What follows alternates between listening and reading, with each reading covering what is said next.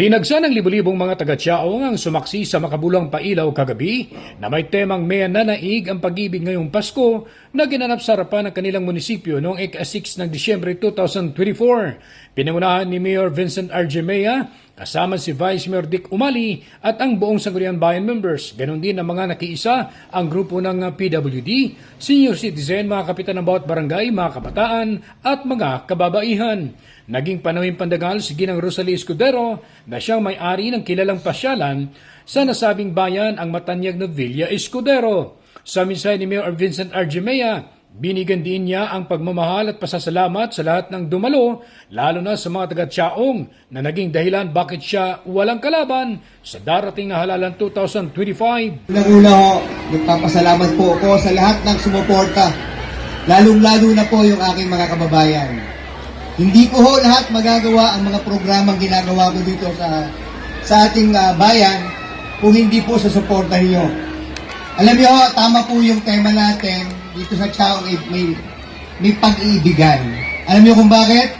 Ngayon ho, buong-buo na ho ang 31 barangay. Magkakasama na ho kami lahat. Kaya palakpakan po natin lahat ng kapitan na dito.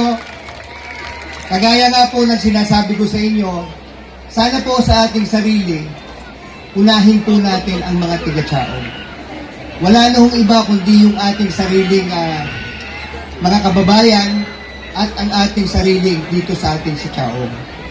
Dagdag pa ni Mayor Mea, mahal na mahal ko po kayo ngayong araw na ito.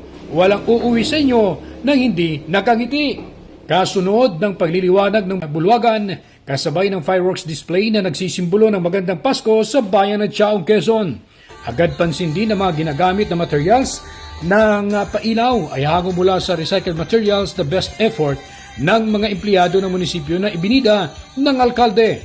Tuwang-tuwa naman ang mga sumaksi at namasyal sa lugar dahil napapanatili nito ang diwa ng Kapaskuhan.